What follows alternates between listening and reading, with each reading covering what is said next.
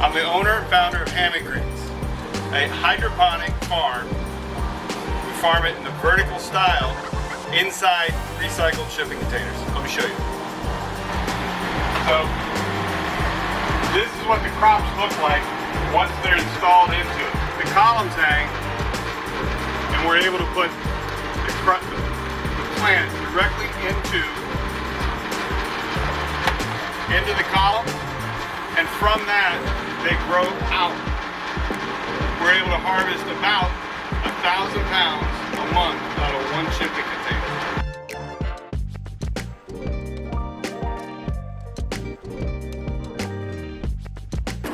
The life of a crop. We grow everything from seed. So we start out with it, and then it will grow up to 3 weeks and produce about a 2-inch seedling, depending upon the species.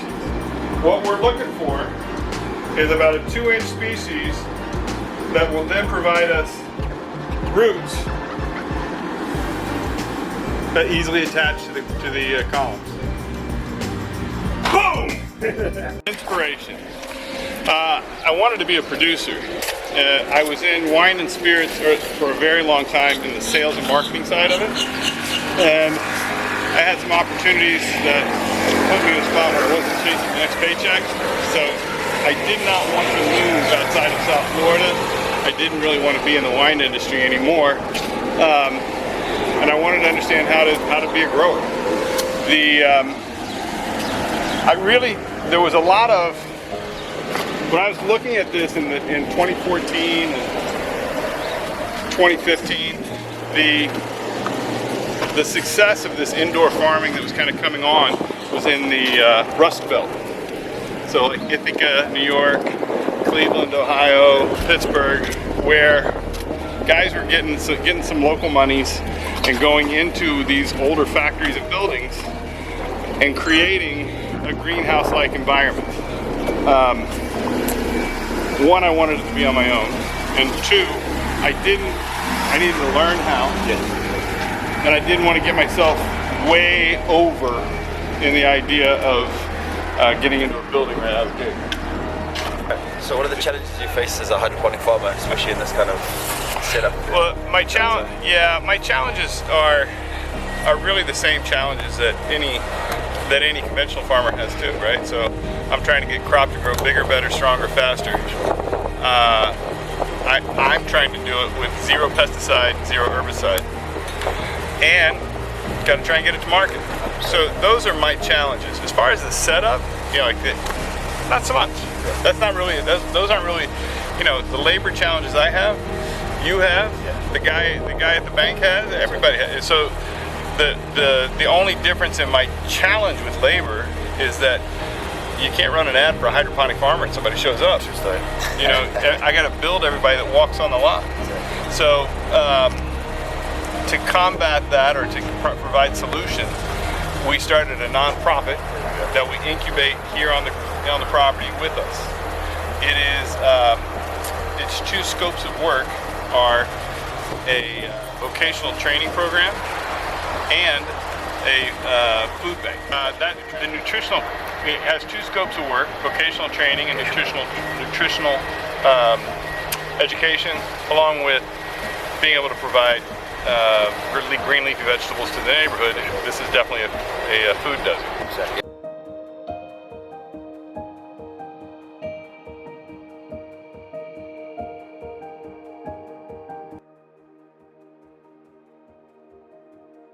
This is awesome. Look at this thing. So, I mean, would you encourage the younger generation to get into farming and food? I would. I grew up in Indiana.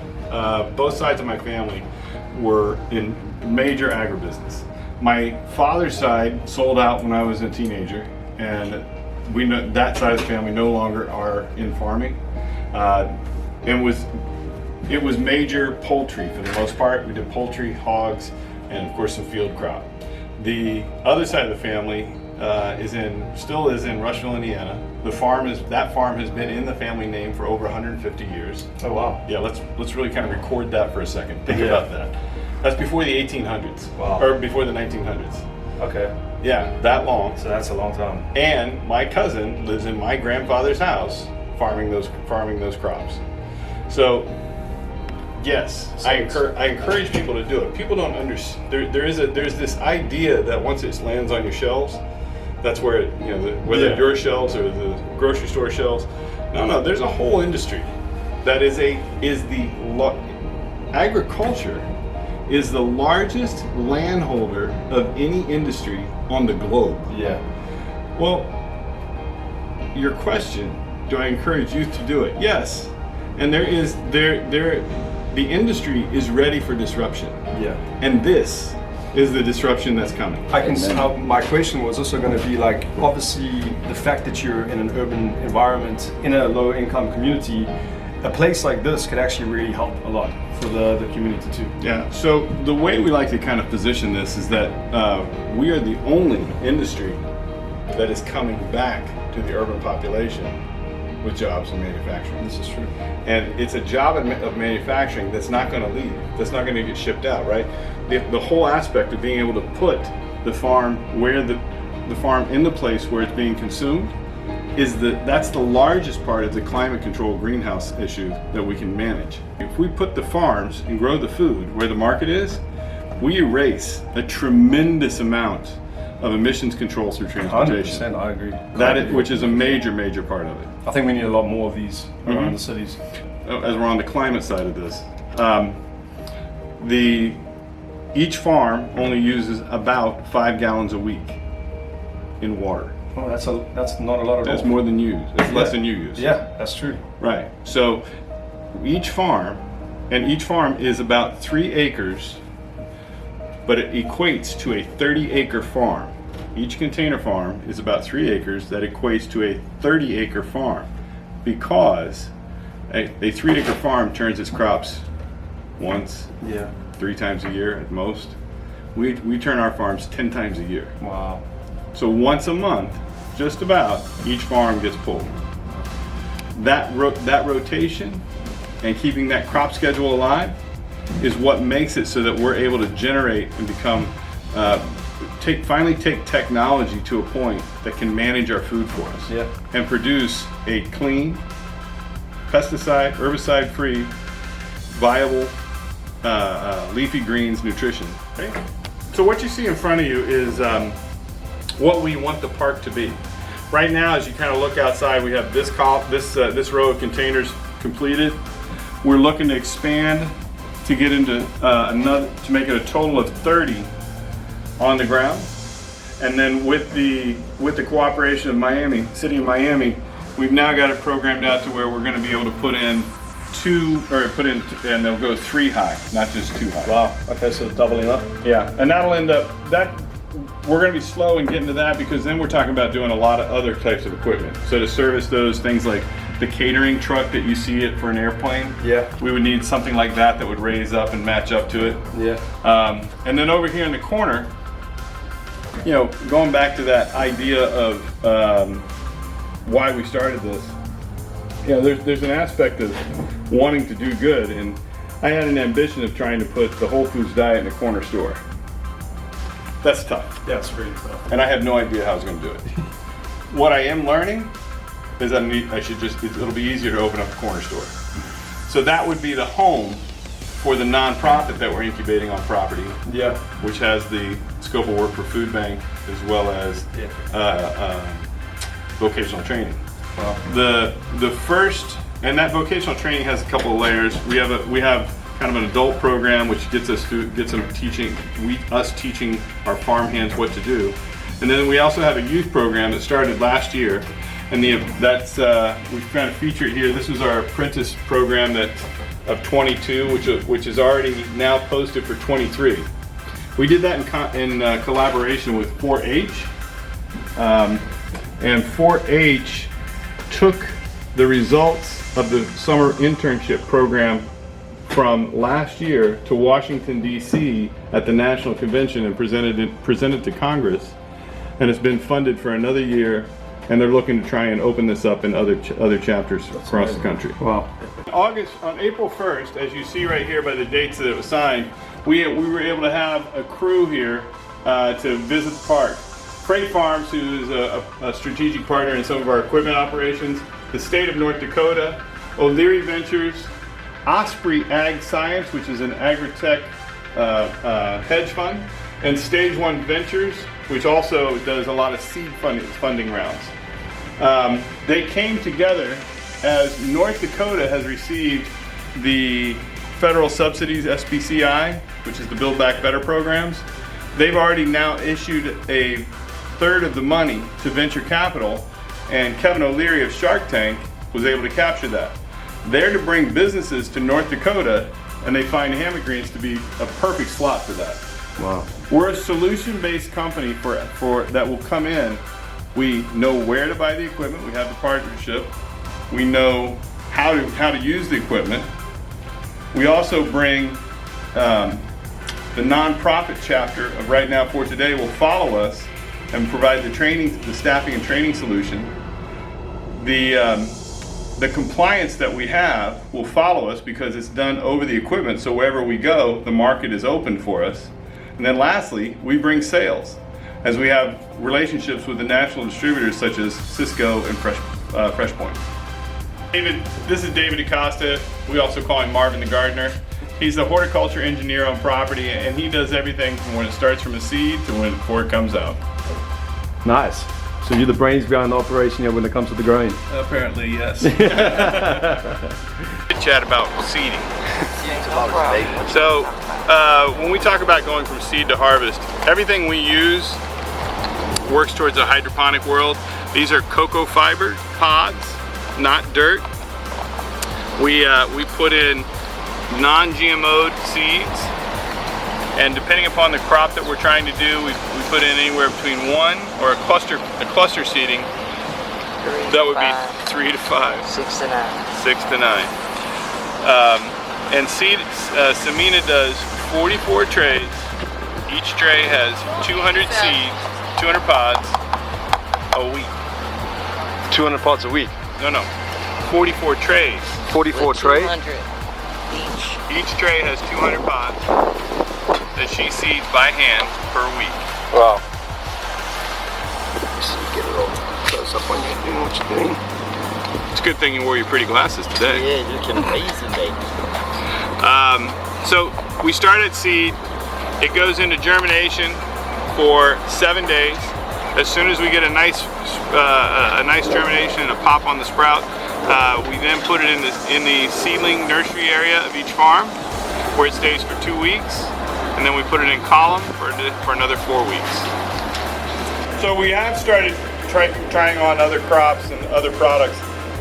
These are a set of sunflower shoots. We also do pea tendrils, and we're moving ourselves into other micros such as cilantro and rock chive. We haven't, I still want to sell it live so we cut it like a pizza square and sell it with root pot on. That way, when they're getting it, the chef gets it on his pass, this is what he's able to serve to his customer. Yeah. Nice. Correct. Awesome.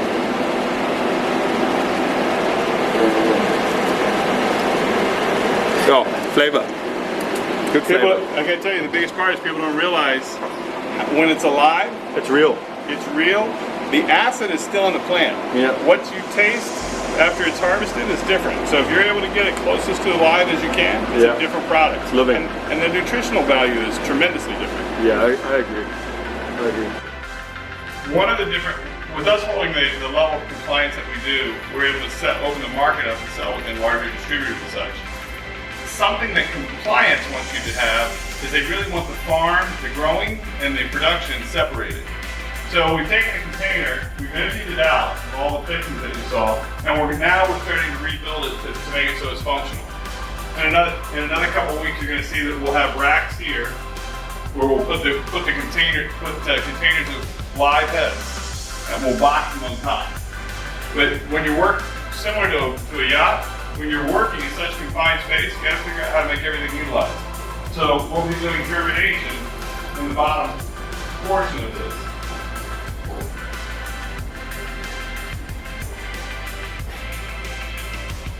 Yep. So we put this cooler in place a little over a year ago. At the time, we were barely filling it. Now, we turn it about 3 times a week.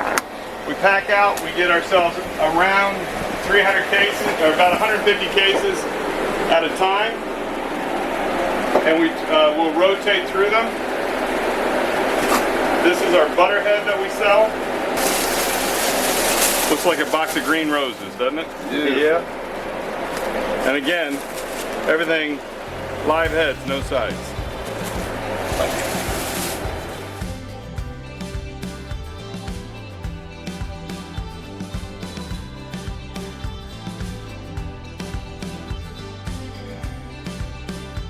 How connected are you with your chefs? I'd like to think that I'm pretty dialed in. Yeah, I was born and raised on a farm, but restaurants was in my world for a long time. Yeah, I was in the front of the house for a period of time, and then I'm a graduate of Culinary Institute of America in Hyde Park, New York. That was 100 years ago. About 75 years ago, then I worked for Daniel Boulud, David Boulet, and Jean-Louis Paladin at the Watergate. That took me to Washington. So understanding what's in the back, how that energy and what they're trying to get on a plate, between ordering and such, I have a pretty good feel for that. But the big difference is what you guys do and what the chefs of today work with and how they work with the freshness and such wasn't something that, as much as we wanted it, wasn't really available back when I was tall and thinner and looking better like you. What you use with microgreens to extract, to get flavor on the plate, to get acid on the plate. We had chopped parsley, and that covered everything. So the path of understanding in the kitchen is one thing, but the other side of food fashion, that is a different game altogether. And oftentimes the way that the conversation works with the chefs is, what do you want? And quickly they come back and say, well, what do you got? Well, I got these things. I grow the exotic mix, I grow butterhead. But what makes it different, right? What do you need that's hard to come by? And that's where we come up with specialty items like the red vein sorrel, shiro pak choy, shinginku. Yeah, those items are very hard to come by, period, let alone come by live, local. So we've really kind of carved out our niche for that. So when you ask like how am I able to kind of stay, how do I feel attuned with the chef's market or with what's going on in the kitchen? I'll let you know when I get it ready. The idea that we can stay in front of food fashion, that's a tricky one. I can't say I've hit a home run every time. And most of the time, the only way you're going to be able to do it, you got to get with them. You got to be walking in the kitchen. You got to be seeing what they're cooking, and then seeing. Right now, I would arguably say the strongest cuisine in the marketplace, not just Miami, but on the global marketplace, is the Asian cuisine. And the ingredients for that aren't what I grew up using. If you're not trying to figure out what that guy's putting in the pot or putting on the plate, you're not doing your job. So my partner likes to say it's the chef factor that we understand. Because he'll walk in and he starts shucking and jiving, but they can recognize shuck and jive pretty quick. So yeah, Epic Products, we've given you a quick tour of their farms, but yeah, if you are on a vessel and you want living greens, live heads, no sides, as Thomas says here, I'd love you guys to come check out Hammock Greens, and we'll obviously share all their links in our bio as well. And yeah, I'd promote any yacht chef to kind of jump onto You can find us on our website. Yeah, We're on website's social fine. media, Instagram, LinkedIn, Facebook. We're pretty easily connected, 100%. and somebody will get back to you from those spots pretty quickly. For sure. Come on, man, say it. Yes, man. We're legend. Had a legend.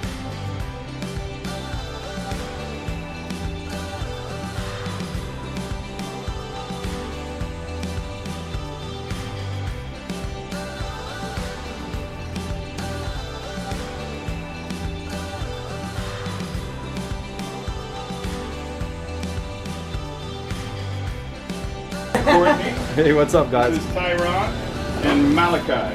Aren't those? Hello. I'm sorry. How did I say it? Malachi. Aren't those cool names? They are They're just cool cool names. names, right? And they talk with they have that cool accent. Are you guys you have an are you accent? starting to plant? Oh, you have Australian accent. South African. Oh, South Africa. My mother-in-law's from Cape Town. Oh, well, I'm from Cape Town. Oh, look, now we probably I'm know on the each camera other. because my mother-in-law's from Cape Town. They have very good-looking people in Cape Town, Yes, by the they way. do. I don't Yes, know they what is in the water, but I can tell.